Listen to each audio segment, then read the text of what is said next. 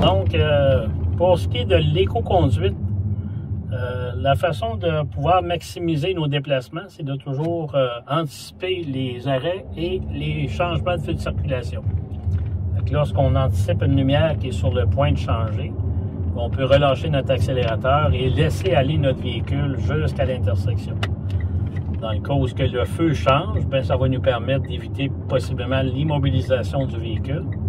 Et dans ce cas-ci, notre feu vient de changer au vert, donc on vérifie gauche-droite tout le temps avant d'effectuer notre manœuvre et on rentre toujours dans la première voie à gauche. On anticipe toujours la distance avec les autres véhicules. Lorsque vous êtes en ville, c'est un minimum de 4 secondes d'intervalle avec le véhicule qui nous précède. Et de cette façon, ça nous permet de pouvoir minimiser les freinages d'urgence ou les freinages rapides.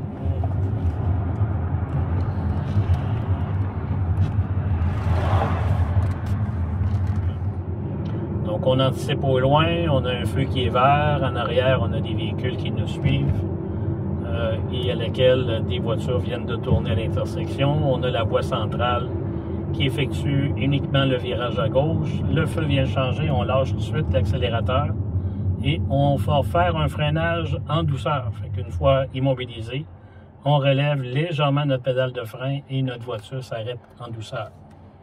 Donc, c'est une habitude qu'il faut faire. On commence à vérifier de chaque côté le feu de circulation lorsqu'il y aura un changement qui va s'effectuer.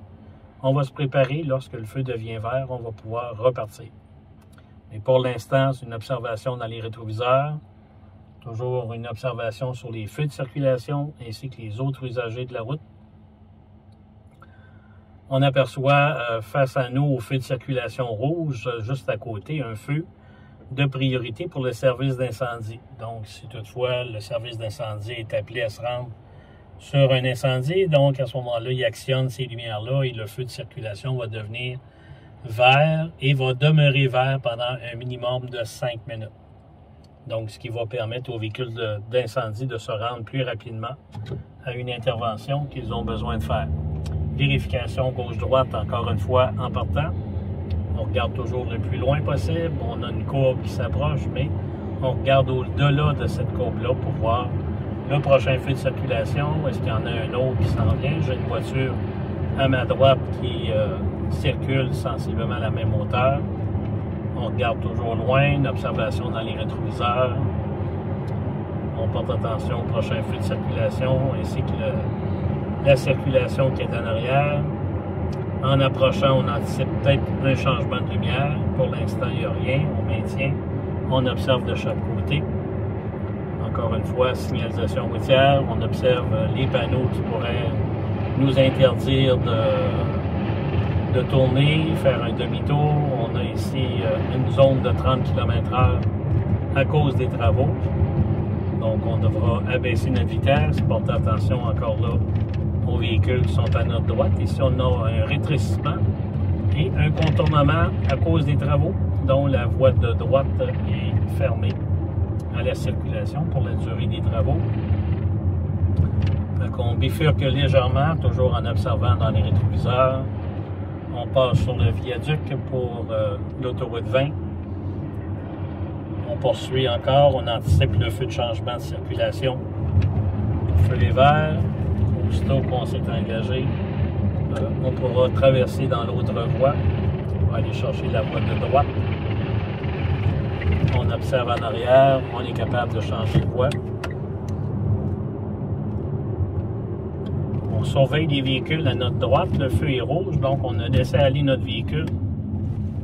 Ce qui nous a permis de tout de suite compenser sur notre consommation. Parce que la majorité des véhicules, lorsqu'on relâche l'accélérateur et on tombe en mode de compression, les injecteurs arrêtent de fonctionner, donc on élimine la consommation de carburant. Pour l'instant, encore une fois, observation gauche-droite, on surveille le feu de circulation, on s'assure que lorsque le feu va devenir vert, il n'y a pas de danger de passer sur le feu vert. On poursuit encore l'observation au loin, le feu est rouge. On anticipe encore en arrière la circulation des véhicules Et on laisse aller notre véhicule parce que pour l'instant, notre feu est toujours rouge. Fait que ça ne donne plus rien. On est capable suffisamment de se rendre à l'intersection tout en demeurant avec une pression légère. Et vous voyez, on peut voir notre véhicule blanc qui s'est rendu à l'intersection avant nous.